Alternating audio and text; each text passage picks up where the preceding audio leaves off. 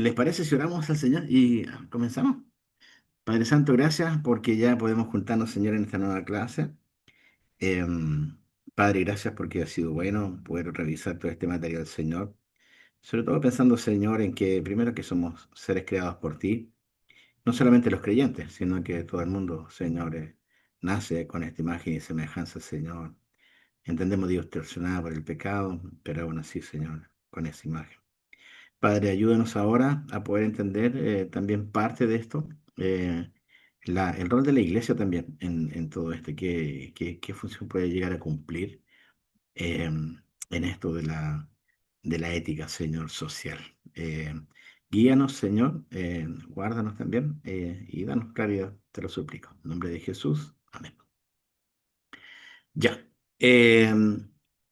Arranquemos, comencemos un poquito con esto, pero vamos, cuando empecé a ver este tema, en realidad me fui Dios me llevaba a ir, me hacía pensar en otros textos que ya no tienen que ver con esto, no se les conoce como la parte social o ética social, pero tiene ciertos ribetes. ¿Me acompañan a Isaías, por favor, capítulo 5? Vamos a ir a Isaías capítulo 5. Porque allí nos vamos a detener un poco, solamente para leerlo, ¿sí? Entonces, si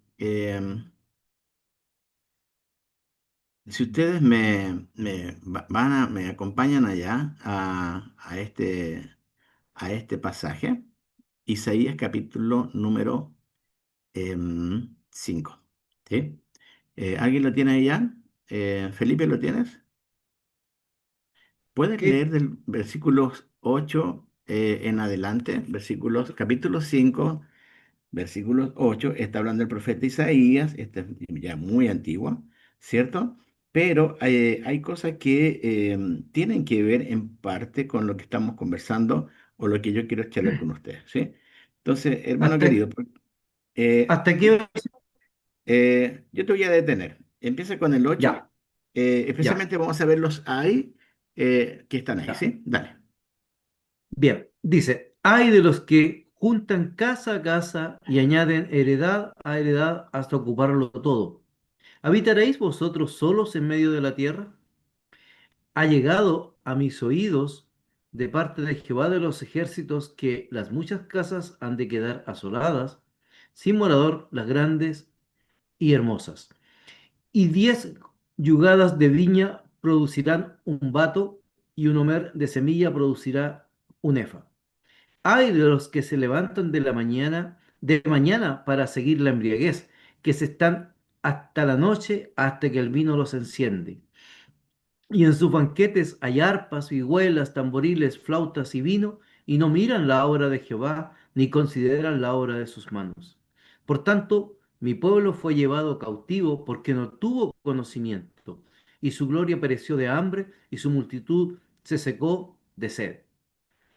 Por eso ensanchó su interior el Seol, y sin medida extendió su boca, y allá descenderá la gloria de ellos, y su multitud, y su fausto, y el que en él se regocijaba.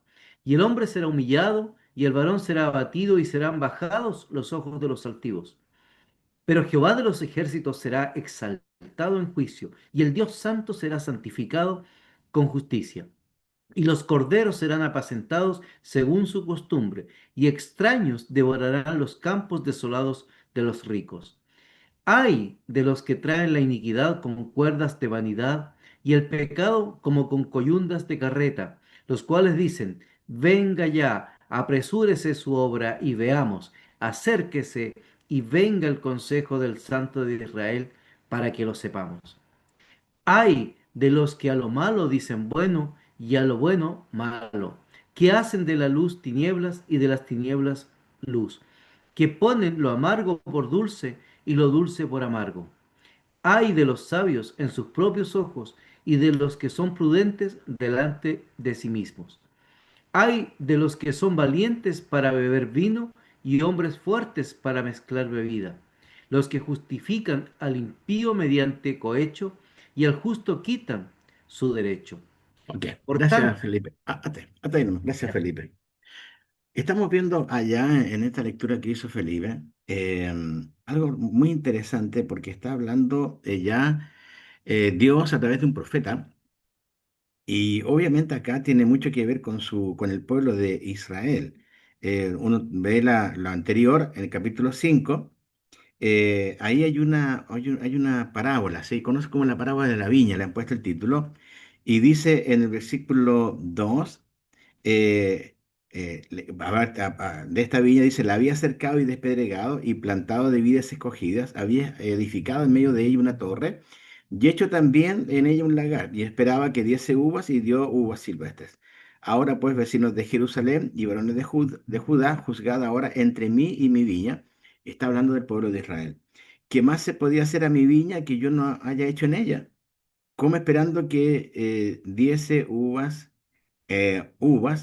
ha dado uvas silvestres. ¿Sí? Os mostraré pues ahora lo que haré yo a mi viña, le quitaré su vallado y será consumida, aportillaré su cerca y será hollada, haré que quede desierta, no será podada ni cavada, y crecerán el cardo y los espinos, y aún a las nubes mandaré que no derramen lluvia sobre ella, ciertamente la viña de Jehová de los ejércitos es la casa de Israel, ahí se devela de qué está hablando, es la casa de Israel, y los hombres de Judá, planta deliciosa, esperaba juicio, por la vid, digamos, por la uva hermosa, y aquí vileza, justicia, y aquí clamor por haber dado uva silvestre. Bueno, y de ahí empiezan estos famosos ay, versículo 8 hay de los que juntan casa a casa y añaden heredad hasta ocuparlo todo. Verso 11 hay de los que se levantan de mañana para seguir la embriaguez, que se están hasta la noche, hasta que el vino los enciende. Después tenemos otro ay, versículo 18 hay de los que traen la iniquidad con cuerdas de vanidad y el pecado como con coyuntas de carreta. Verso 20 hay de los que a lo malo dicen bueno y a lo bueno malo, que hacen de las tinieblas, de la luz tinieblas y de las tinieblas luz, que ponen lo amargo por dulce y lo dulce por amargo. Verso 21 otro hay de los sabios en sus propios ojos y los que son prudentes delante de sí mismos. El último hay está en el versículo 22 hay de los que son valientes para beber vino y los hombres fuertes para mezclar bebidas, los que justifican al impío mediante cohecho, es decir, soborno, y al justo quitan su derecho, ¿sí? Bueno, quise tener esta lectura previa para que podamos entender el contexto que estaba viviendo Israel. Esto uno lee de repente en las redes, no, a lo bueno malo, a lo bueno malo, lo malo bueno le llaman, y esto lo tratan con el mundo. La verdad, la cosa es que eso está dicho a Israel, está dicho a un contexto de donde Dios debía haber sido la persona más importante del pueblo de Israel, y él está diciendo estas palabras. Entonces, claro, uno lo podría aplicar al mundo, que el mundo le llama a esto bueno, pero es malo, o le llama a esto que es malo, le llama bueno, etc. Como una aplicación, pero realmente estaba dicho mayormente hacia el pueblo de Israel. Una vez me preguntaron sobre este tema, me preguntaron cuál es el rol de la iglesia en la sociedad. ¿Cuál es el rol de la iglesia en la sociedad? Y quiero preguntarle a ustedes, ¿cuál sería su respuesta? Si alguien le pregunta a ustedes, a ver, hermano Recha, allá en Valdivia, usted que está en Valdivia, ¿cuál es para usted el rol de la iglesia en la sociedad? Aparte de la predicación del Evangelio, que entendemos que es una cosa natural, que parte de lo que somos enviados a hacer, y edificación de los miembros. Dentro de la sociedad, ¿cuál para usted sería el rol de la iglesia? ¿O no tendría ningún rol en la iglesia? Bueno, si lo veo como, a ver, como luz y sal de la tierra, tendría que cumplir esa tarea la iglesia para la sociedad o para el mundo. Luz Bien. y sal de la tierra. Bien, y ahora cuando usted habla de luz y sal, ¿cómo lo llevamos eso a la práctica? ¿A qué le podríamos llamar que la iglesia sería luz y sal?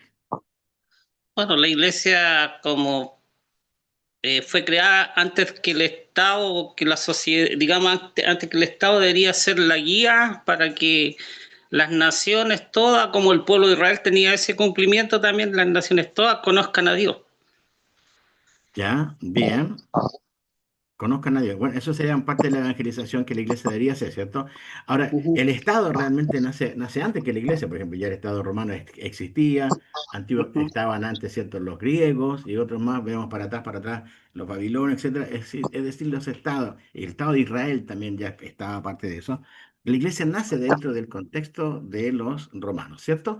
Ahora, como dice el hermano Richard, qué rol entonces podría tener la iglesia dentro de la sociedad? Hermano Hernán, ¿qué piensas tú? ¿O no estás de acuerdo con lo que dijo mi hermano? Para ti no tiene, la iglesia no tiene ningún rol que cumplir dentro de la sociedad, solamente vamos con la predicación del evangelio. Hola, pastor, hola, hermanos. Sí, Amén. estoy de acuerdo con el hermano Richard, que cualquier servicio que podamos prestar a la comunidad, eh, que pueda servir como el medio para predicar también el evangelio, es útil para ¿Ya? también finalizar el ser salvo del mundo. Bien. Eso Pero podría ser otro concretamente, aspecto. concretamente, ¿qué sería? ¿Qué sería eso de ser luz y Eh, sal? bueno, si queremos ser específicos, hay muchas cosas que se podrían hacer. Por ¿Cómo cuál? A ver. ejemplo, a lo largo de la historia se han hecho hogares para niños, hogares ancianos, servicios de, ¿cómo se llama?, de comedores para gente pobre, o Bien, universitarios también, de repente, que están dentro de bien, eso. Todo va a depender del contexto también. Por ejemplo, si bien. vives en un barrio hospital, Ok. si vives Ahora, de todo eh, lo que ha dicho Hernán, de todo lo que ha dicho hermano Hernán, ¿qué es lo que la UCB tiene? Ah, no se escuchó, al menos no lo escuché bien yo, pastor. Bueno, el hermano Hernán dice que, por ejemplo, hay comedores, ¿cierto? Podría ser una forma, eh, ayudar en la comunidad y tenemos, por ejemplo, podemos añadir ahora a lo que ha dicho Hernán otras cosas más, que son de, por ejemplo, apoyo a gente necesitada, gente que está con problemas matrimoniales, en fin, hay cosas así que podrían darse hacia la sociedad o en bendición de la sociedad, ¿cierto? Entonces, nos hacemos la pregunta, ¿cuál entonces es el rol? Porque yo leo Gálatas 6 9 y 10 se lo voy a leer, dice, no nos cansemos pues de hacer bien, porque a su tiempo segaremos si no desmayamos. Dice, así que según tengamos oportunidad, hagamos bien a todos y mayormente a los de la familia de la fe. Dice, y mayormente, dice, hagamos bien a todos. Dice, hacer bien. O sea, creo que en eso se trata de el rol de la iglesia dentro de la sociedad. Cómo nosotros hacemos el bien. Porque nosotros sabemos hacer el bien como iglesia. ¿Por qué? Porque tenemos la cabeza que es Cristo, Él es la cabeza, Él anhela, es su creación. La gente que está afuera de la iglesia es su creación.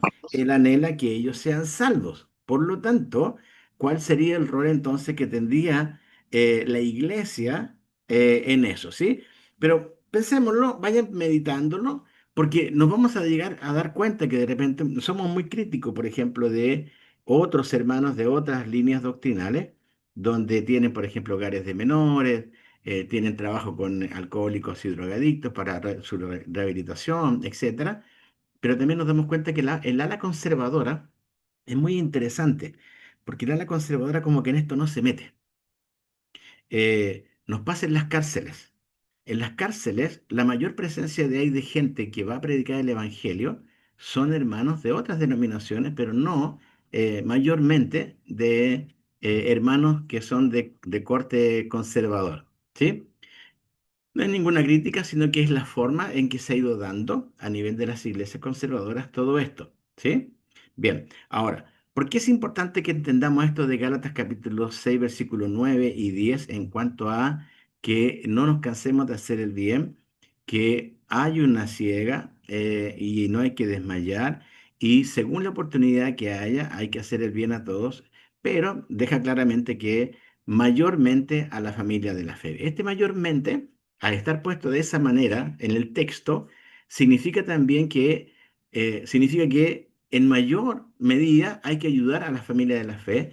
Entonces, los que nos queda del otro lado probablemente puede ser, o en forma menor, aquellos que no son de la familia de la fe. ¿Sí? Nos pasa con nuestras propias familias. Ustedes pueden tener familias no creyentes y supongamos que haya un sobrino, haya un tío, haya no sé quién que no es creyente y necesite una ayuda, creo que ustedes no se la van a negar, ¿cierto? Sería como raro que ustedes dijeran, no, porque no eres creyente, no perteneces a mi congregación, no eres miembro de ninguna iglesia, simplemente se va a ayudar Y claro, uno lo hace más hacia un pariente porque hay una con un tema de sangre, ¿cierto? Hay una relación, hay un afecto. Por lo tanto, se hace el bien a la gente que no es creyente. Eh, Sabemos de repente si alguien tiene un problema de la familia, está pasando por problema económico, alguien le, tira le pasa un poco de dinero, le ayuda o le ayuda a buscar trabajo, no siendo creyente. O sea, esto lo hacemos sin quizás colocar una institución dentro de otra. Ahora, el hombre fue creado por Dios, esto lo sabemos, fue dotado también con cosas que diferente al animal. Ustedes saben que el hombre tiene la posibilidad de comunicarse con un lenguaje. Entre nosotros nos comunicamos, entre todos los seres humanos. Si no sabemos inglés, hoy día ya existen los traductores incluso ya en el teléfono. Si uno no habla portugués, también ahí uno coloca, dice la frase y el teléfono lo marca y estás frente a un brasilero y el brasilero te va a entender en portugués. Bueno, eso no lo vemos obviamente en el mundo animal porque primero no entendemos cómo se comunica y tienen un lenguaje muy particular según su especie, ¿cierto? Ahora, la justicia social, y este es el punto que a veces causa un poquito de fricción en algunos, vamos a entenderla y el texto lo dice, hay tres formas muy claras. Una es la conmutativa, que es la conmutativa que regula las transacciones y los derechos sobre los bienes personales de hombre a hombre. Así que regula las transacciones. Esta es la idea. Y los derechos sobre los bienes de hombre a hombre y se espera una igualdad aritmética o cuantitativa. Esa es la justicia conmutativa. La justicia distributiva tiene que ver con los gobernantes que tienen que estar preocupados, ¿cierto?, de que los ciudadanos puedan recibir lo que se necesitan, lo que necesitan para poder vivir. Esa es la idea de la justicia distributiva, que tiene que ya ver a un nivel más macro, que baja, son políticas de gobiernos que deben bajar hacia la gente que está en un determinado país, ¿sí? Está la justicia legal, que afecta ya a los ciudadanos respecto a los deberes en relación al Estado. Es decir, el Estado coloca ciertas leyes y el ciudadano tiene que cumplirlas. Pero cuando se entró ya en este siglo, un poco antes, ¿cierto? Se empezó a hablar de esta palabra justicia social. Y muchos creyentes empezaron a hablar de esta palabra justicia social, cosa que a mí me parecía como raro, porque yo veo la justicia que está de parte de Dios en la Escritura desde ya hace mucho tiempo.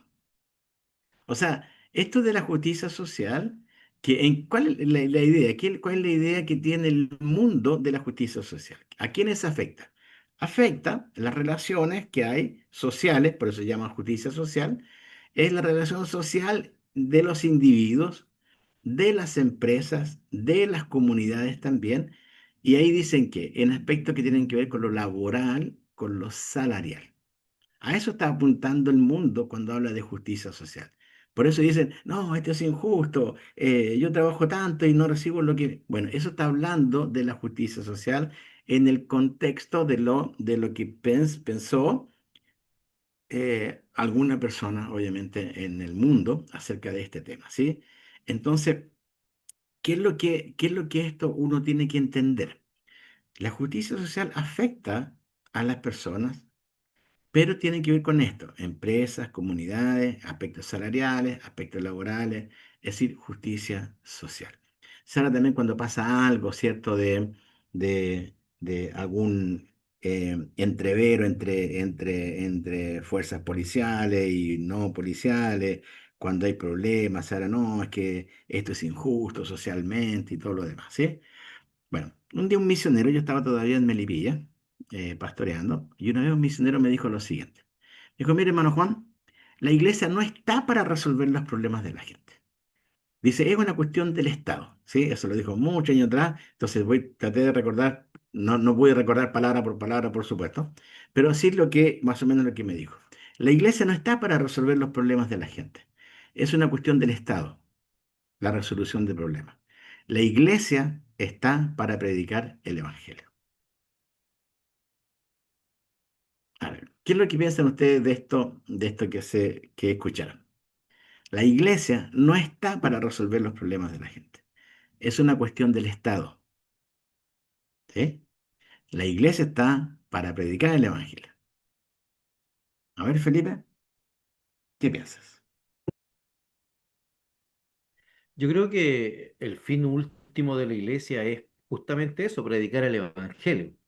Eh, pero también Dios nos ha dejado, el hermano hablaba del tema de la sal y de la luz del mundo, que tenemos que hacer, y yo creo que eso es importante. O sea, donde haya un cristiano, yo creo que de alguna manera tiene que aportarle a la sociedad con bien, digamos. O sea, no, y no solamente hablando de una cosa o económica o dando cosas, sino que aportando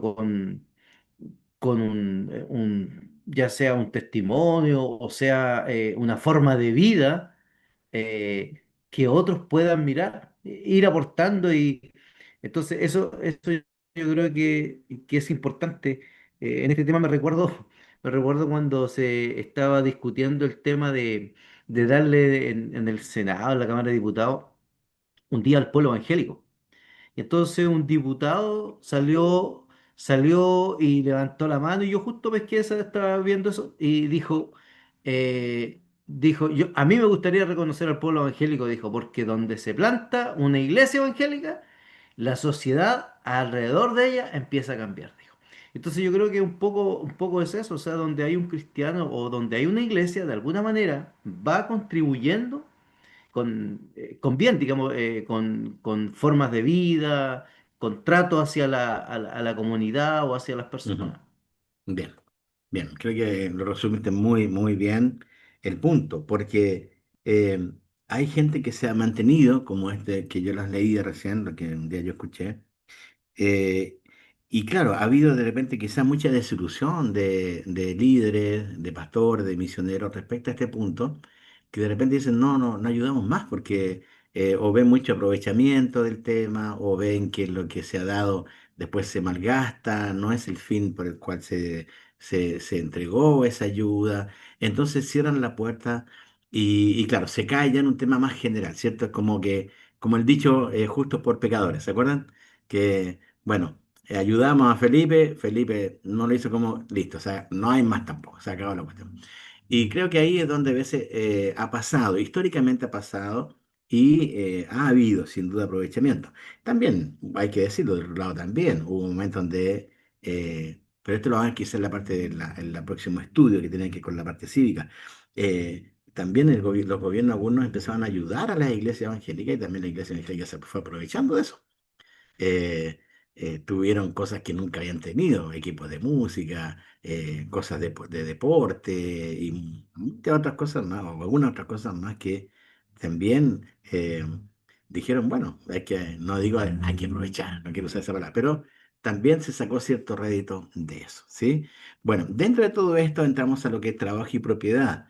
Ahora, el trabajo es parte de lo que Dios dio. La primera orden de Dios fue que el hombre se multiplicara. Y la segunda orden de Dios fue que Dios le encargó el trabajo al hombre le encargó su creación, lo que se había creado. Tenía que sojuzgarla, tenía que señorearla, tenía que cuidarla, ¿cierto? Hablamos del huerto también, donde tenía que labrar el huerto, guardarlo en Génesis 2:15. Pero sabemos que el hombre, por el pecado, esta tierra quedó maldita y obviamente que ya no iba a ser tan fácil ese trabajo. Y al principio se ve que era probablemente un trabajo muy agradable para el hombre, pero ya después del pecado empezó a ver que la cosa era con sudor y con fatiga, ¿cierto? Entonces, yo creo que a ustedes les dije una vez que yo hice una encuesta en una iglesia que estuve, no sé si en un taller o algo, y les preguntaba a la gente cuánto estaban ahí contentos con su trabajo. Y sabes tú que la minoría estaba contenta con su trabajo. La minoría estaba contenta con su trabajo. Eh, Porque no lo disfrutaban. Era así, siempre, no lo disfrutaban. Y eso tiene que ver con eso, tiene que ver con justamente lo que pasó en Edén. O sea, el hecho de que hoy día hay que trabajar, pero ya con ese fin de, bueno, listo, ya, que ojalá termine el viernes luego, hago bien mi pega, hago lo que me piden, pero ya con el fin de que, ya, chao, porque mi gozo está capaz en el fin de semana. ¿Se entiende? Entonces, el fin del trabajo, me parece interesante lo que dice el texto que les mandé, es producir algo es desarrollar también una personalidad creativa, artística. Ahora, esto también, el verso, esto de desarrollar una personalidad creativa y artística, siempre me causa mucho, a mí, soy crítico en este sentido, porque "Oh, el hermano que es creativo o la hermana que es creativa, y uno dice, sí, bueno, hay que dar gracias a Dios que Dios puso esa creatividad en el hombre, ¿se entiende? El hombre simplemente lo que hace es desempacar ese gran regalo llamado creatividad, que es de beneficio, obviamente, para mucha gente. Y lo otro, el fin del trabajo es cooperar al bien común en la producción de bienes. ¿Se acuerdan de este pasaje que dice que el que hurtaba no hurte más? Que trabaje y que lo que trabaje tenía que servir, obviamente para él, pero también tenía que servir a otros. Y siempre me llama la atención este pasaje porque hablaba de gente que robaba. A mí el ladrón roba, no roba para... Y ahora tenía que trabajar si era creyente, tenía que trabajar para sí honradamente y tenía que también ser de bendición para otros. El trabajo siempre ha sido algo digno. eh, Cuando es honesto, cuando es útil. Nosotros le hemos puesto estándares de qué parece un mejor trabajo, ¿cierto? Incluso en las propias iglesias, uno dice, no, no es lo mismo el hermano que barre que el que está predicando. O sea, no es lo mismo. Y uno dice, sí, o sea, técnicamente no es lo mismo porque uno está con la escoba, otro está con la Biblia, pero es interesante que Lutero dijo una vez que el que barría como el que estaba en el púlpito ambos eran muy importantes, porque el Evangelio se centra en un trabajo honesto, pero nosotros como que hemos escalonado el trabajo, ¿se entiende? Entonces nosotros le hemos puesto como que quién es más importante según el trabajo que tiene. Eh, ¿Quién es más importante, el doctor o el camillero? No, el doctor. Porque el doctor es que, ajá, y si no era un camillero, ¿cómo lo hace? El doctor se lo echa al hombro y, o lo llevan, no sé, entre cuatro y lo ponen arriba de un quirófano. No es así. Solamente que es una labor distinta, pero es honesta y también es útil. Y hay un punto cuando se habla de la sociedad, de la parte no tanto del trabajo, sino más bien de la parte de la propiedad privada. Y aquí de repente, si me acompañan a Salmo capítulo 24 en el versículo 1, Salmo 24 1, eh, aquí es donde como que hay un golpe de parte de Dios a la gente. Obviamente la gente sin Cristo nunca lo va a ver esto, o nunca lo va a entender, mejor dicho. Lo puede ver, pero no entender que es distinto. ¿Sí? En el capítulo 24 versículo 1 de Salmo, dice lo siguiente, está escrito por David, ¿sí? Obviamente inspirado por Dios. Dice, de Jehová es la tierra y su plenitud, el mundo y los que en él habitan. O sea, lo que está diciendo el texto es que todo es de Dios. O sea, uno puede decir, esta casa es mía, la compré con mi plata, con mi esfuerzo, con mi trabajo, y Dios va a decir, sí. Y como que nos va a dejar, creo que se sonríe, sí, pero es mío, es mío. Ahora, ¿no es cierto que el que tiene una casa propia, tiene que seguir pagando contribuciones 4 veces al año? En Chile son 4 veces al año todavía, ¿no? ¿Sí? Mi mamá pagaba 4 veces al año las contribuciones. ¿Por qué tiene que pagar contribuciones si la casa es de ella? No, aquí bueno, hay un impuesto que el gobierno puso porque la casa, eh, y si dejas de pagar contribuciones, bueno, viene una multa y si la multa después se multiplica, se complica la cosa. Entonces le pasa que la casa no es tan mía. Entonces, allá entonces Dios nos recuerda al creyente, porque una vez más, el inconverso no va a entender esto. De Jehová es la tierra y su plenitud, el mundo y los que en él habitan. Entonces, se puede caer sin querer en que el trabajo que tengo, las propiedades que tengo, como que fueran obra mía, obra nuestra. Y resulta que si tú no tienes salud, eh, aquellos que trabajan, por ejemplo, nuestro hermano Álvaro. Nuestro hermano Álvaro es un capo en toda la parte de computación, ¿sí? Eh, y él trabaja con sus manos. O sea, si a Álvaro, es un extremo lo que voy a decir simplemente para que me entiendan la figura, si a Álvaro le faltaran sus manos, no le sirve su mente para llevar a cabo lo que él necesita. Y así, en cada profesión, el que es albañil, el que es un cirujano plástico, el que es un profesor, etcétera, necesita entender esto y también lo de la propiedad. Dios sí le dio al hombre la posibilidad de poder tener algunas cosas para sí. Y eso es bueno, ¿sí? Porque también tiene que ver, iba a ser como la recompensa, por así decirlo, al esfuerzo que esta persona podría tener. Eh, Acompañan allá a Levítico capítulo 19, porque el Antiguo Testamento tiene mucho de esto, solamente que no es muy tocado, porque como es un tema que no, em, como le digo, no es un tema como que es muy querido, por así decirlo, hablar de la justicia social o de la acción social, todo, eh, una vez más por las manchas que se han ido dando en el mundo, ¿sí?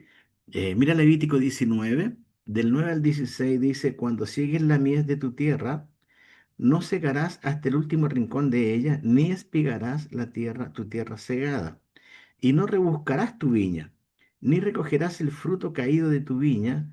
Y dice ahí, ¿cuál es la razón de que si se segaba, si se sembraba, después se cosechaba, que si algo quedaba ahí, no había que sacar el último granito?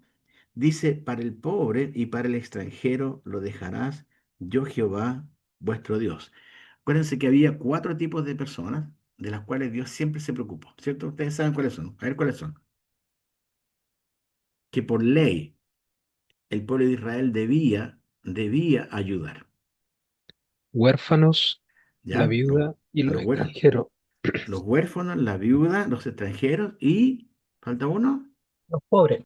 Los pobres o menesterosos, ¿cierto? Son los cuatro rangos que Dios puso en su palabra. Es decir, dice, siempre va a haber pobres. ¿Se acuerdan lo que dijo Jesús? Siempre va a haber pobres, pero a mí no me van a tener siempre, pero siempre van a tener pobres. Bueno, ¿cuál es la idea de Jesús en cuanto a lo suyo, a la de la familia de la fe? Es que no debía haber pobreza. O sea, no puede existir un pobre en nuestra congregación. Sería un mal testimonio y una falta de amor que en nuestra congregación hay una persona pobre. Eh, una vez más, vuelvo al tema. No estoy hablando de un aprovechador, estoy hablando de una persona pobre que por ciertas razones llegó a la pobreza. Entonces, nuestro rol. Dios lo había dicho. Mira el versículo 11. No hurtaréis y no engañaréis ni mentiréis el uno al otro. Y no juraréis falsamente por mi nombre, profanando así el nombre de tu Dios, yo Jehová. Verso 13. No oprimirás a tu prójimo, ni le robarás ni no detendrás el salario del jornalero en tu casa hasta la mañana. ¿Qué está diciendo? Esto es que Dios quería que el pueblo sea justo. Ahora, yo no le llamo justicia social, yo le llamo justicia divina. Pues, no quiero meterme en eso, pero para mí Dios es justo y anhelaba que su pueblo fuera justo, que no robara, que no hurtara, que no engañara, que no jurara falsamente el nombre de Dios, que no profanara su nombre, que oprimiera a su prójimo, que no lo robara. Y mira, no retendrás el salario del jornalero en tu casa hasta la mañana. Es decir, si alguien tenía un jornalero, tenía que pagarle el jornal, lo que ganó en el día. No podía irse a la casa aquel que le había llamado a ese jornalero que trabajó durante el día y no pagarle cuando se iba, decir, vengan todos los que trabajaron hoy día, aquí está el pago. Así se hacía. Y hoy día vemos que a veces eso no se hace. Hay gente que dice, hoy todavía no me han pagado. ¿Han escuchado esa frase? Hoy todavía no me pagan, no sé qué pasó. Oiga, ¿qué van a pagar? ¿Cuándo van a pagar? Bueno, allá estaba escrito mucho antes. ¿Ves? Mira el verso 14. No maldecirás al sordo. Y dice, qué raro. ¿Por qué no maldecirás al sordo? ¿Por qué estaba preocupado de los sordos, hermanos? ¿O está dicho así como para sacar una sonrisa de nuestro rostro? Dice, no maldecirás al sordo. Es obvio porque el sordo no iba a escuchar la maldición, pero Dios sí. Y ahí está la justicia. Mira lo que dice después. Y delante del ciego no pondrás tropiezo. O sea que la persona es ciega, ¿cómo le pones delante de él un palo que se va a dañar esa persona? Sino que tendrás temor de tu Dios, yo Jehová. Verso 15. No harás injusticia en el juicio. No harás injusticia en el juicio, ni favoreciendo al pobre, mira lo que dice, ni favoreciendo al pobre, ni complaciendo al grande. Con justicia juzgarás a tu prójimo. No andarás chismeando entre tu pueblo. No atentarás contra la vida de tu hermano, yo, Jehová. Son textos claves, antiguo testamentario, dicho miles de años atrás. Entonces, cuando hablamos de justicia social, hermano, que es un término que nació tiempo atrás, está lejos de lo que ya fue dicho por Dios. Por eso, cuando alguien hablaba de justicia social, para mí es la justicia de Dios. Dios quiere que su pueblo sea justo, porque Él es justo. Dios quiere que su pueblo haga el bien, porque Él le ha hecho bien a su iglesia. No maldigas al sordo. No coloque un tropiezo delante de un ciego. No seas imparcial. O sea, no seas parcial entre un pobre y un rico. Un día preguntaba en una iglesia, estaba predicando, le pregunté, entonces está bien esto es lo que hacía Robin Hood, ¿cierto? A ver, ¿quién está de acuerdo con lo que hacía bien Robin Hood? Pregunté. ¿Y sabes que nos faltó el que dijo que estaba de acuerdo con Robin Hood? Porque Robin Hood le robaba ¿a quién? ¿Recuerdan la historia? No. ¿A quién le robaba Robin Hood? A los A, ricos, A los sí, ricos. ¿Para darle la plata a quién? a los pobres. Ah, entonces la plata no era de Robin Hood. Él era intermediario. Resulta que Robin Hood no era un ladrón, pero a vista de la gente, un héroe. ¿Por qué? Porque el hombre robaba a los ricos para darle a los pobres. Uno dice, pero hermano, está bien porque el rico tenía mucho y el pobre no tenía nada. No, acá tenemos una persona que supuestamente hace un bien a través de un mal. A lo bueno llaman malo y a lo malo llaman bueno.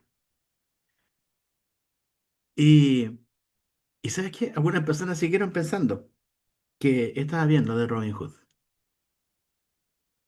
Y hoy día nosotros podemos caer dentro de una categoría así. ¿Viste lo que leímos en Isaías 5? Esto de la propiedad. Me llamó mucho la atención porque quiero decirles algo acerca de esto. En capítulo 5 de Isaías, lo que leyó mi hermano decía 5:8, hay de los que juntan casas, hay de los que juntan casa a casa y añaden heredad a heredad, hasta ocuparlo todo. La pregunta que hace Dios a los israelitas es que estos israelitas juntaban casas, tenían ustedes saben que podían ir teniendo propiedades de otros que no podían tenerlas más. Y se iban haciendo de propiedades y de heredades. Y la pregunta que le hace Dios es esta: ¿habitaréis vosotros solos en medio de la tierra? O sea, ¿para qué quieren tantas heredades? No van a poder vivir en todas ellas. Y sabes qué, esto hoy día, dentro de lo que se llama la justicia social, se da. Déjeme ponerle un caso. Estaba en Melipilla, cuando mi tiempo de pastorado en Melipilla, ya habían empezado a darse las famosas casas básicas. No sé si existen todavía en Chile esos proyectos de casas básicas o ya no existen más. Pero saben de qué estoy hablando, ¿verdad? Son esas casas que eran como supuestamente como departamentos largos así, que eran como muy cortos para atrás, O sea que era viviendas muy juntos, que en Melipilla, en el colegio, estaba muy cerca, estaba al lado de una población así, y de ahí se daba mucho el tema de la promiscuidad sexual y, y todo el tema de familiar, era fuerte, muy fuerte. Pero no es el punto que quiero tratar. ¿Sabes lo que pasaba allá? Las casas básicas tenían un fin. Era para la gente que no tenía una vivienda, ¿cierto? Este era el fin. Pero ¿sabes lo que empezó a pasar? Gente con plata, que tenía un poco más de plata, empezó a comprar las casas básicas. ¿Sabes para qué? Para arrendarlas. Ahora uno dice, ¿y hermano, cuál es el problema? ¿Cuál es el problema? Claro que hay un gran problema. Porque esa casa básica fue pensada para gente que no iba a tener la posibilidad de tener una casa. No para que alguien que tuviera más plata comprara 4 o 5 casas básicas y después hiciera dinero con ello. Porque era barato. Era muy barato comprar una casa básica en ese entonces. ¿Y sabes que algunos le empezaron a hacer? Y hubo gente que no tuvo casa. ¿Por qué? Porque tampoco podía pagar un arriendo. Y tuvo que seguir donde estaba. Entonces después, el pobre, porque era así, estaba dado para gente que no tenía muchos recursos. Y te digo esto porque yo lo vi de una persona que tenía su casa, había comprado otra casa y esto no tenía para arriendo. Uno puede decir, hermano, pero acá vamos a ver justamente los sistemas económicos. Los sistemas económicos, uno de ellos es el capitalismo. El capitalismo dice que uno puede adquirir riqueza, y está esto de la ley de la oferta y la demanda. Claro que sí. Nadie lo discute. Eh, pero ante los ojos de Dios, si trasladamos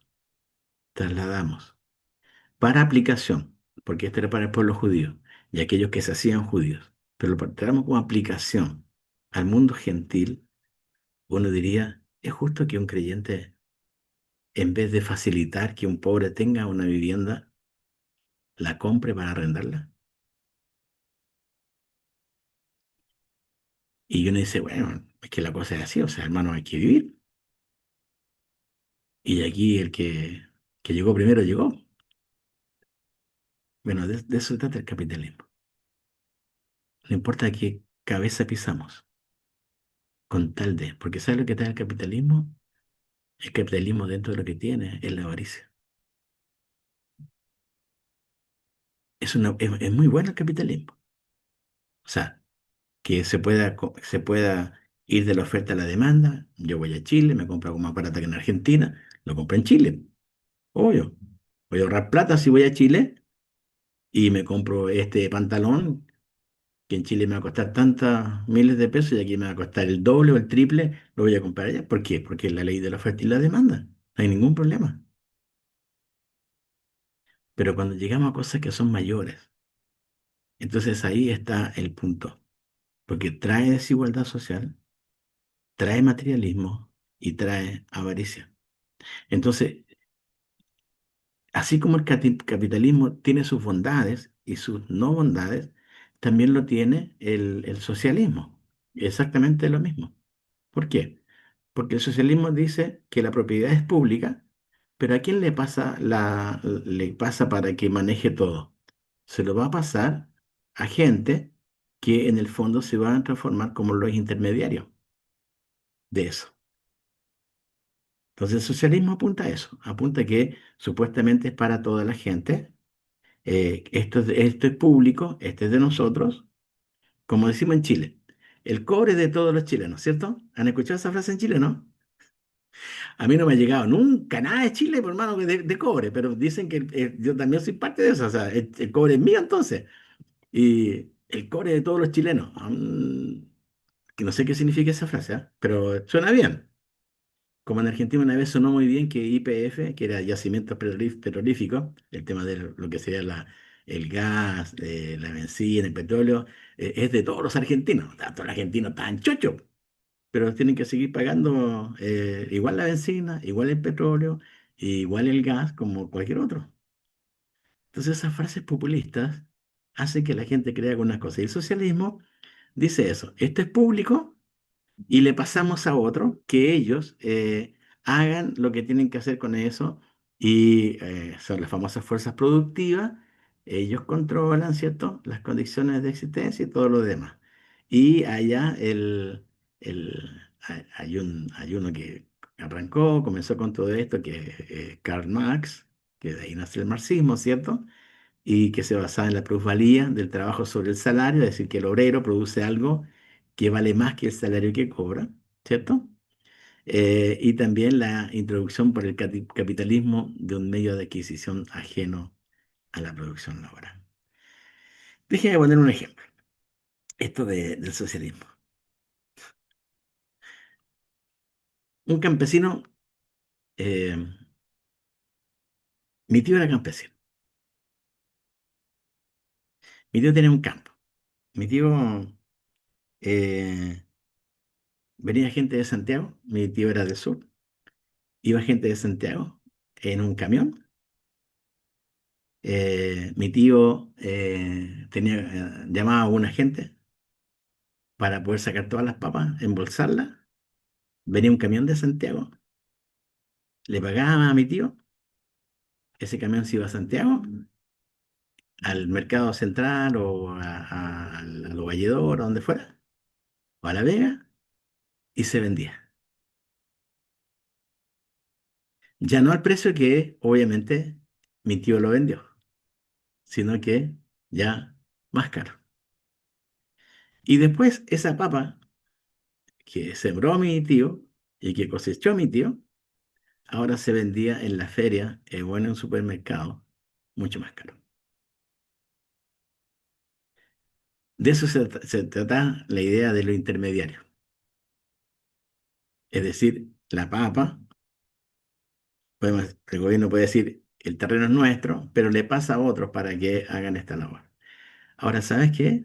Yo me di cuenta que lo que se pagaba por bolsa de papa o saco de papa a mi tío era bastante poco, después del precio que tú veías en la feria o en el supermercado. Porque la mayor cantidad se iba a los intermediarios. Ahora, como esto está dentro de la sociedad chilena, es parte de nuestro ser capitalistas, esto para nosotros no tiene ninguna relevancia. ¿Sabes por qué? Porque hay gente que ni sabe el trabajo de un campesino, que no valora el trabajo de un campesino, no sabe. Yo sabía que mi tío se levantaba 5 de la mañana para ir a regar sus papas. 5 o 6 de la mañana, a regar sus papas. Volvía después a casa como a las 8 de la mañana a tomar desayuno y volvía a sus papas. ¿Y qué es lo que hacía yo, el santiaguino? Comía las papas en mi casa, ¿entiendes? Yo no hacía no tenía ningún esfuerzo. Pagaba, mi mamá, mi papá pagaba. Ahora, ¿es esto malo? No, no es malo. Solamente que uno puede pensar, ¿es justo que una bolsa de papa que se compra, una saco de papa se compre, no sé, 5.000 pesos en el campo o menos, después ese cueste no sé cuánto más en otro lugar? Bueno, de eso se trata la justicia social. Y ahí es donde la iglesia tiene que pensar. Eh, lo vamos a ver después, este tema de la parte política, porque es la última clase que lo dejé, porque este lo íbamos a tratar hoy día, pero dije mejor, vamos a tratarlo en forma separada. El capitalismo en el fondo buscaba una evolución social, así que no una revolución sangrienta, mientras que el comunismo es al revés. no importaba el costo, aún con sangre, con tal de lograr lo que quería lograr. Entonces, me encanta y me gustó mucho lo que dice el texto que te envié, porque una parte dice cualquier sistema, o sea, cualquiera, capitalismo, socialismo, comunismo, cualquier sistema que favorezca la explotación del hombre por el hombre o por el Estado, o niegue los valores espirituales o favorezca la desigualdad económica de las clases sociales, es contrario a la dignidad de la persona humana y al espíritu del Evangelio. Esa definición me encantó, porque uno vuelve la mirada, hermanos, no a sí mismo, a lo que me está pasando a mí, a lo que me gusta a mí, a lo que gano o no gano. Uno mira la escritura, lo que acabamos de leer allá ¿cómo se llama? En Levítico. Y dice, en cambio, todo sistema en que el hombre pueda ejercitar sin trabas su capacidad creativa y cubrir sus necesidades y las de su familia mediante un trabajo remunerado y en que se pongan por obra los postulados de la justicia social, es compatible con el espíritu del Evangelio. Y ya está. Es lo que Jesús iba a marcar a su iglesia. Por eso que cuando uno entra en esto de trajo el Evangelio, trajo una revolución en este sentido. ¿Qué piensan ustedes? Cuando nace la iglesia, ¿se provoca una revolución social o no? Sí, ¿En qué sentido, ¿En qué sentido sí? porque eran una sociedad totalmente ajena a lo que era la sociedad de ese entonces. Tenían todo en común, velaban unos por otros, y eso fue marcando una pauta que era contraria a la sociedad. Totalmente, ¿cierto? ¿Era lógico que se sentaran juntos el rico y el pobre? No, no, no era lógico. Era lógico que compartieran la cena del Señor una persona que estaba acostumbrada a que le sirvieran y de repente que él fuera no solamente servido, sino que también él servir al otro. Claro que fue revolucionario. En muchos aspectos se provocó. Obviamente esto viene por la salvación, entender la redención, estamos claros de eso, ¿cierto? No se llega al revés, no se llega por ser, ser como generoso para que Dios me salve. No, sabemos que es totalmente al revés. Dios nos salva, por lo tanto, como consecuencia, nuestro corazón va a ser generoso, vamos a aceptar, no vamos a hacer acepción de personas, como dice la palabra constantemente en el Nuevo Testamento, constantemente esto de la acepción de personas. Ahora, llega tanto, y Hechos 17:6 dice, pero no hallándolos, trajeron a Jasón y a algunos hermanos ante las autoridades de la ciudad, gritando, estos que trastornan el mundo entero también han venido acá. Ahora, ¿cuál era el gran problema de los judíos, hermano? Cuando llegó el Evangelio, ¿cuál era, para los judíos, cuál era la gran lucha que tuvieron? Cuando los judíos empiezan a conocer el Evangelio, ¿cuál, cuál es la traba? ¿Cuál era para ellos la amenaza real? ¿Cuál era?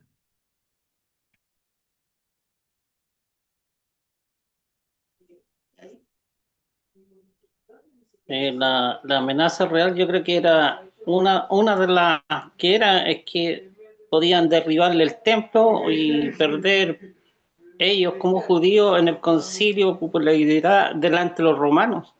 Ya, perder quizás la identidad como pueblo en ese sentido podría ser también, sí, podría ser una de las aristas, es una de las aristas. Eh, Había una más todavía. ¿Cuál creen ustedes que era? Yo pienso Cuando llega, que de sí, repente podría ser como el poder y la superioridad, ¿no? En ese entonces. Tú dices que sería como perder. ¿Perderían eso? Mm, claro, porque como es algo, el Evangelio del Señor llega como algo tan, de tanta pluralidad Ya, que abarca a todos. Entonces, en ese no hay unos que están más arriba o hay unos que están más abajo, sino que es para todos igual. ya, bien. Sí. Ahora, fíjense, una de las cosas que ellos decían, que ellos tenían, el temor los judíos, era que el cristianismo cambiara las costumbres que ellos tenían.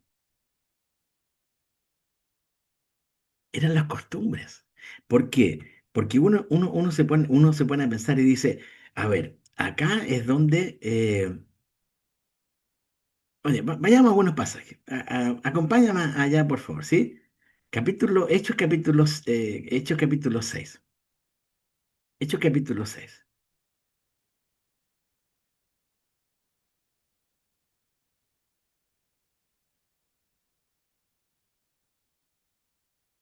¿Ya? ¿Lo tienen ahí?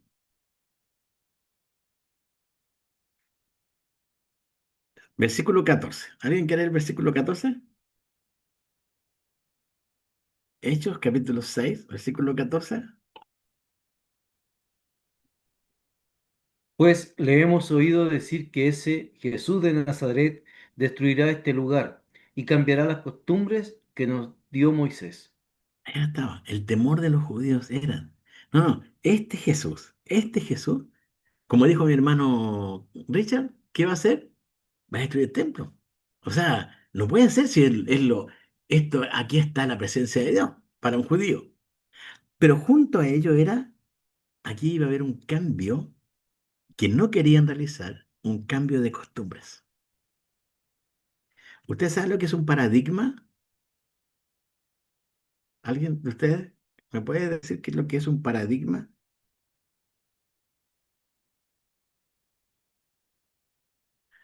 Un paradigma se lo resumo así, algo bien breve, es algo que una persona hace de la misma manera todo el tiempo.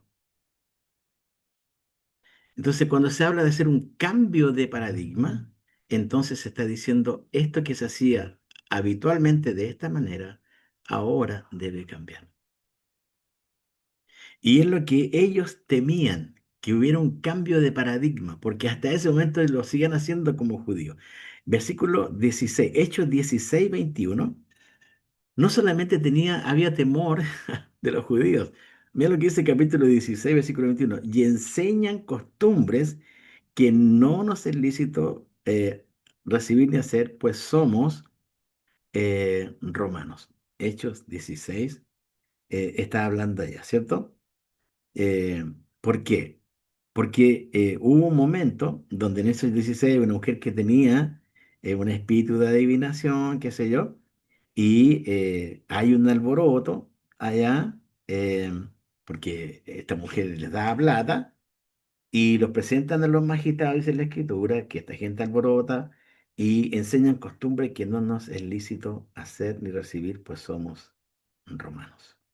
Entonces, uno va viendo esto, que el problema que ellos tenían, la amenaza era que no, no fueran, no se guardaran las costumbres como se debían hacer.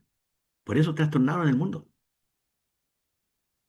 porque hubo cambios paradigmáticos, hubo cambios de paradigma. Jesús lo dijo. Uno de los cambios de paradigma más grandes fue que ahora el que quería ser primero, ¿qué tenía que ser? El último. Dime si no es un cambio paradigmático. El que era servido, ahora tenía que servir. Claro que era un cambio paradigmático. Tremendo, tremendo, tremendo. Ahora, viste que en el concierto de la iglesia, a veces estos cambios no se dan. Porque yo soy líder. Tú eres líder. Entonces, no, no, hermano, yo acá, yo soy el líder, yo soy el pastor, yo soy el anciano de esta cuestión. O sea, aquí no soy cualquiera. ¿Cualquiera qué? ¿Qué cualquiera, si que es pastor y líder, está llamado a servir, está llamado a ser el último? Ahora, Hubo cambios, hubo cambios paradigmáticos tremendos por la llegada de Cristo. La que era la justicia social en ese momento empieza a tambalear porque ahora Jesús les muestra algo que no era, no cabía en sus cabezas. Ahora, fíjense, ¿se acuerdan de la famosa Diana de los Efesios? Tremendo templo que había. Llega el Evangelio y los artífices, los artesanos, los que hacían los templecillos, de Diana, estaban re preocupados porque era su negocio espiritual. Entonces, si Jesús era levantado como el único Salvador y para ser adorado y exaltado, entonces este templo de Diana va a llegar a ser nada y entonces también nuestro dinero no vamos a tener más plata.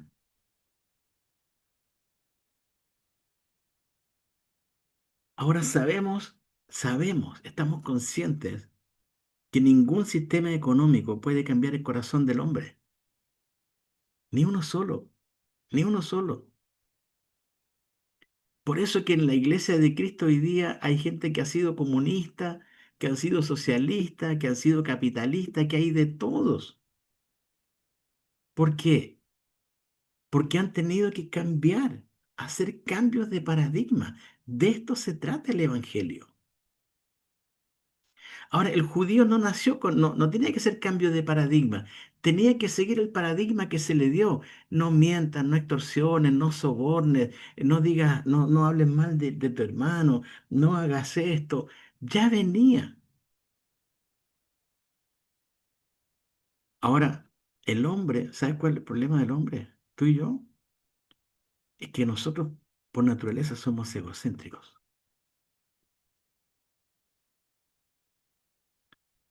totalmente egocéntricos.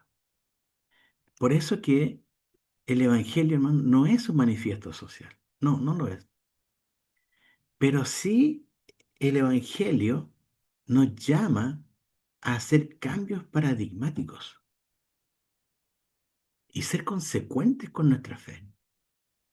Absolutamente conscientes y consecuentes con nuestra fe. No lo voy a leer ahora, pero yo te pido que lo leas después a Levítico 25. Porque, ¿sabes? Estos problemas el pueblo judío ya lo tenía totalmente solucionado, los problemas socioeconómicos. Porque Dios, en Levítico 25, ya lo había planteado.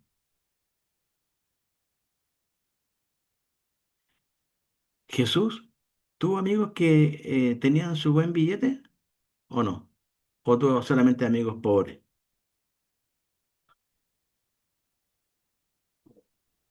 Bueno, Pedro era pescador y tenía barcas, así que botes. ¿Ya? ¿Sí? Las mujeres que seguían a Jesús también eran María Magdalena en este caso. ¿Ah? Lázaro, Lázaro, Nicodemo, José de Saqueo, también José de Arimatea, Saqueo. ¿Qué no tuvo gente aquí que tenía un buen vino en la mesa para Jesús? Claro que sí. Ahora, la iglesia, y algunos a esto le llaman que la iglesia en el principio era comunista. ¿Han escuchado esto alguna vez o no? Que la iglesia en el origen era comunista. Es interesante porque el material que les pasé dice comunismo blanco. Yo no sé a dónde sacaron esa palabra, el que escribió esta cuestión, pero yo lo busqué, no lo encontré por ningún lado, lo que significa comunismo blanco. Creo que lo que quiere decir es que era una forma de vivir en comunidad sana. Así lo interpreto, este comunismo blanco, que no tiene para mí no tiene ni pies ni cabeza. Pero claro, lo que está diciendo es que no era algo impuesto, era voluntario. ¿Entienden? Al comunismo actual, o al comunismo que se fue dando que no era voluntario. ¿Me entiendes? No es que ahora el rico podía dar, no tenía que dar. No quiere, no tenía que hacerlo. Y si no, entonces nos vamos con la fuerza para que esto se logre. No, ahora, fíjense, Hechos 2 del 42 al 45 son tremendos pasajes, ¿cierto? Porque había gente que vendía sus propiedades, no podían ver a gente pobre. ¿Por qué? Hermano, está dicho en Hechos 2. A ver, ¿por qué es importante que está hecho en Hechos 2? ¿Por qué es importante para usted? y no en Hechos 16, Hechos 17, Hechos 20? ¿Por qué en Hechos 2? ¿Sabes por qué? Porque es dicho dentro de un contexto judío. El judío iba a entender esto. Ah, pero sí, a ver, yo con mi hermano Roberto somos de la tribu de Judá, un ejemplo nomás. Entonces, si viene mi hermano y tiene dificultades, obvio, ¿qué me dice, qué me decía la ley? Juan, tú no puedes ver a tu hermano Roberto pasando necesidad. ¿Qué es lo que hacían en la antigüedad? Cuando alguien viajaba, ¿no se iban a la plaza y venía alguien y te decía, hermano, ¿de qué tribu eres? De tal tribu. Venía a mi casa, no puedes quedarte en la plaza. ¿Y qué hacía? Le abría la puerta, le ofrecía su casa, le ofrecía alimentos, incluso le ofrecía alimentos a sus animales, para que después siguiera el viaje. Para un judío esto era totalmente natural. Y que alguien vendiera una propiedad era totalmente... ¿Cuál es el problema? Por eso Isaías dice, los que amontonaban por amontonar. Aquí tienes el que tenía, pero que se desprendía. Ahora, cuando yo lo leo esto como Hechos, capítulo 2 en esa parte, como gentil, digo, no, pues esta cuestión no es una cuestión utópica. Obvio, porque lo estoy viendo con ojos gentiles. Porque tú y yo nacimos o vivimos y ustedes viven en un contexto capitalista. Es por eso. Pero si vivieran en otro contexto, probablemente su pensamiento sería distinto. Ahora, nadie puede decir que Hechos 2 del 42 al 47 fueron algo como, y del 4 al 32 al 37 fue algo genial, que no tuvo problema. Sí los tuvo. ¿Por qué los tuvo? Porque vemos en Hechos capítulo 5 como una pareja miente a Dios el Espíritu Santo y esta pareja es reprendida y es castigada y es muerta. ¿Por qué? Por avaricia.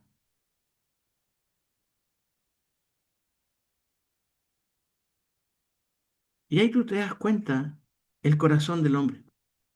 Jesús habla de este tema del dinero y habla de no se puede amar a dos señores, no se puede amar a dos señores. Hermano, lo está diciendo Jesús, no el pastor, no se le ocurrió al anciano. Es Jesús que dijo no se puede. O se aborrece a uno o se ama al otro. Las comunidades de Jerusalén, la primera, era pobre. Se mandaban ofrendas a Jerusalén. ¿Por qué? Porque era como una comunidad pobre. Corintio a la vez era próspera, pero eran muy pocos los creyentes que pertenecían a las clases altas. Y el Evangelio, según Isaías, Sofonías, Lucas, era una buena noticia para los pobres. Entonces, cuando hablamos de la verdadera coinonía, hermano, saquémonos de la cabeza, por favor, yo te suplico, saquémonos de la cabeza de esta famosa cuestión de ir a jugar una pichanga. O de comer un asado y decir, qué linda comunión quedó y qué coinonía, no tiene nada que ver, es mucho más profundo. La coinonía en ese momento, Hechos 2:42, y más adelante, 1 de Juan 3:16 al 18, era, si tú dices que amas a tu hermano, entonces ámalo, no solamente de palabras, sino de hechos. Este era el cambio que Jesús esperaba. El cambio que esperaba del judío que aceptara al gentil y del gentil que no había tenido roce con la ley, se diera cuenta que, pero estaba escrito. Se nos habla del testimonio de amos y de los criados o de los jefes también, ¿cierto? Que debemos cuidarnos, debemos ser responsables con nuestro trabajo, no hacerlo al ojo, cuando el jefe mira, no mira, etcétera. Cuidar la reputación del otro, no dañar, no dar mal testimonio del otro, ser íntegro y responsable en la profesión o donde Dios nos puso, con el fin de que Cristo sea honrado. Tercera de Juan, si me acompañan un poquito ya, Tercera de Juan. Estoy ya casi terminando, hermano. Tercera de Juan es muy interesante porque allá hay un par de hombres. Uno era Diótrefes, y algunos han llamado, han entendido a ellos, lo han visto a este hombre como ¿cómo se llama? Hablan del espíritu, el espíritu de Diótrefes, ¿sí? Tercera de Juan, ¿lo tienes ahí en la mano? ¿Sí? Mira, hay dos testimonios en Tercera de Juan, fuertes, pero muy fuertes. Uno, en realidad son tres testimonios. Uno es Gallo, por la hospitalidad que él tenía a los hermanos. Realmente era un hombre amado por Juan, y la gente daba testimonio, los cuales han dado testimonio ante la iglesia de tu amor, y ahora vienen a encaminarlo como digno de su servicio para que continúen su viaje. Era gente que recibía, eran bendecidos. Después se habla de Diótrefes, un hombre que quería tener el primer lugar en la iglesia, que le gustaba tener el primer lugar en la iglesia, y él decidía, qué cosa, hermano, dice, eh, el cual le gusta tener el primer lugar entre ellos, no nos recibe, no nos recibe. Por esta causa, si yo fuera a recordar las obras que hace parloteando con palabras malignas contra nosotros y no contento con estas cosas, no recibe a los hermanos, y a los que quiere, a los que quieren recibirlos, se los prohíbe y los expulsa de la iglesia. Hermanos, ¿sabes qué? Tenemos que cuidar mucho nuestro corazón, porque puede ser que de repente un líder se crea con esta autoridad. ¿Quién entra y quién no entra a la iglesia? Bueno, pero quiero terminar con este Demetrio, porque mira lo que dice el versículo 11 de Tercera de Juan. Amado, no imiten lo malo, sino lo bueno. Y el que hace lo bueno es de Dios, pero el que hace lo malo no ha visto a Dios. Todos, mira, todos dan, y aquí la palabra que me encanta es la palabra testimonio. Todos dan testimonio de Demetrio, no algunos, todos. Y aún la verdad misma. Y también nosotros damos testimonio. Y vosotros sabéis que nuestro testimonio es verdadero. Tres veces se usa la palabra testimonio en un solo versículo. Y acá tienes un nombre, Demetrio, del cual no sabemos mucho. O sea, en realidad no sabemos casi nada. Pero sabes que conocemos lo mejor. Un hombre que dio testimonio. Ahora, Mateo 5. Vamos a Mateo 5, ustedes lo tomaron. Vamos a tomar solamente lo que ustedes dijeron sobre esto de ser sal y luz. Porque esta sal y luz, ser sal, ser luz, en Mateo 5, viene después de las bienaventuranzas. Es decir, hay una correlación entre las bienaventuranzas y lo que la iglesia tenía que ser ante la sociedad. Llámale justicia social, llámale acción social, llámale ética social. La sociedad viene después de las bienaventuranzas. Por lo tanto, hay una relación importante entre las bienaventuranzas y el comportamiento de la iglesia. No es que Jesús dijo, hermano, vosotros sois la luz de la tierra y sal de la tierra y luz del mundo, y ahora entonces yo le digo que bienaventurado el que. No, no, no, no. Es al revés. Arranca, comienza diciendo bienaventurado y le da todas las bienaventuranzas. Versículo 13. Vosotros sois la sal de la tierra. No dice serán, ¿sí? Dice vosotros sois la sal de la tierra. Tras las bienaventuranzas, Jesús dice, vosotros, los creyentes, son la sal de la tierra. Verso 14, vosotros sois la luz del mundo. Verso 15, ni se enciende una luz y se pone debajo de un almud, sino sobre el candelero.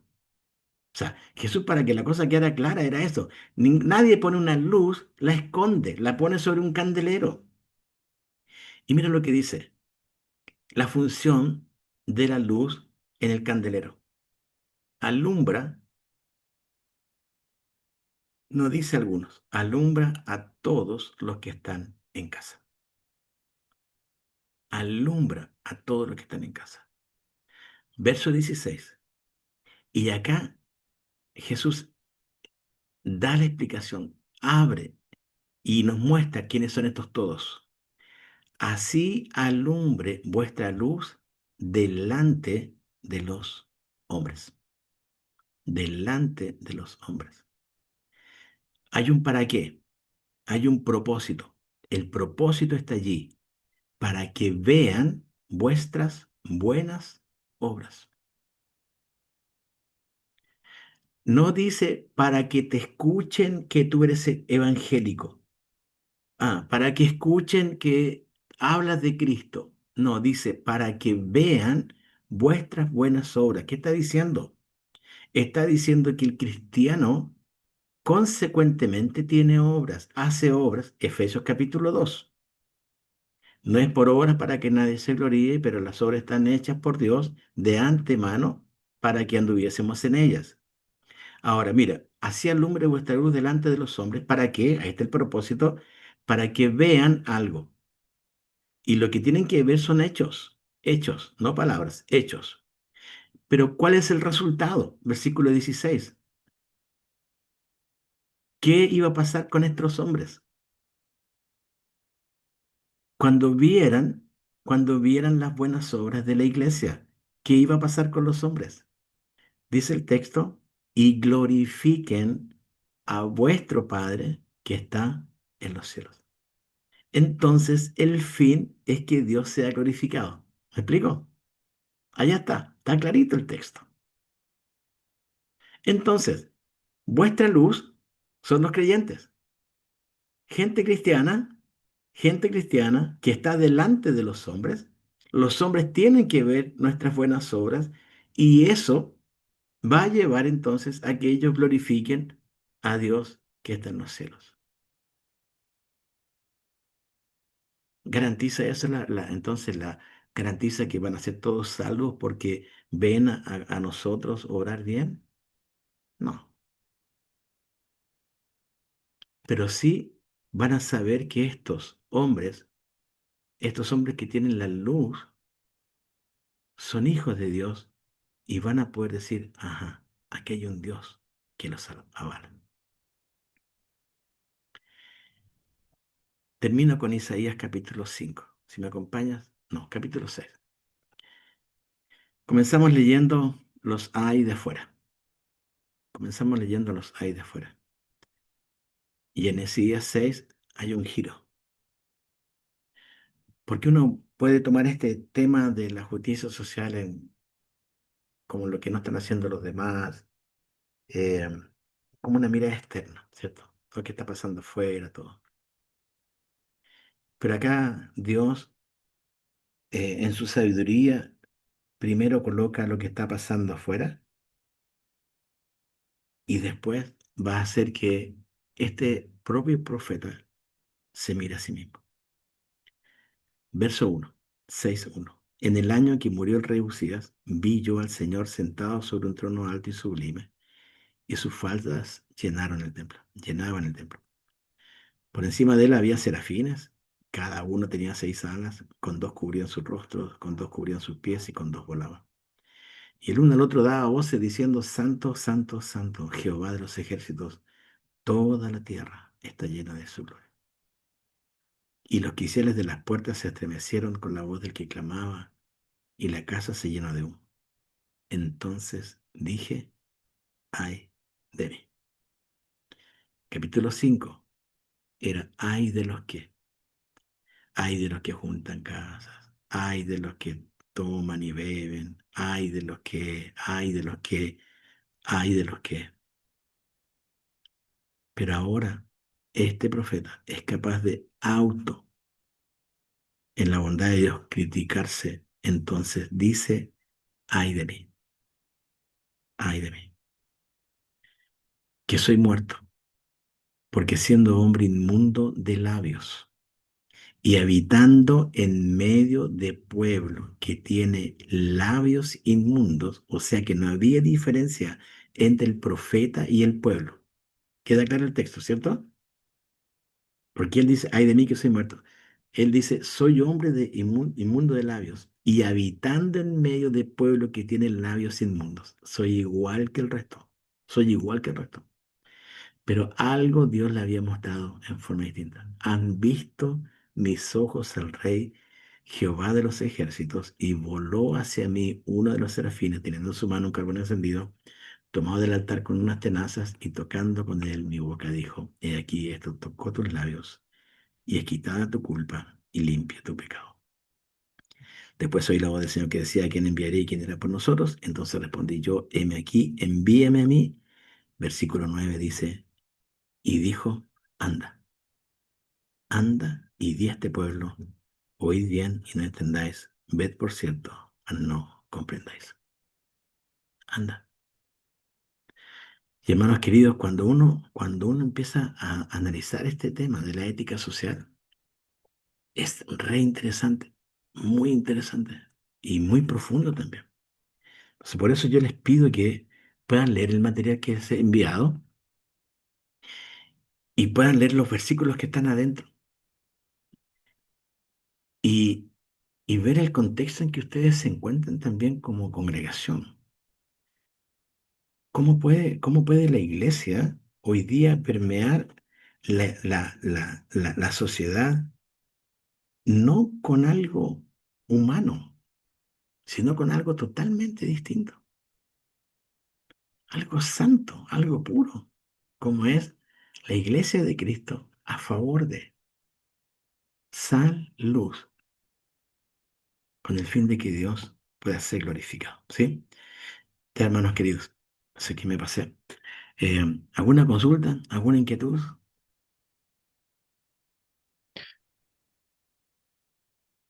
¿Algún aporte? ¿No? Bueno, que Dios nos ayude, a ver, a poder ver esto y a entenderlo, hermano, sobre todo a entenderlo. Y ser, y no estar en ni un lado ni en el otro, como el mundo nos enseña hoy día, que qué postura tenemos que tener o qué postura no tenemos que tener.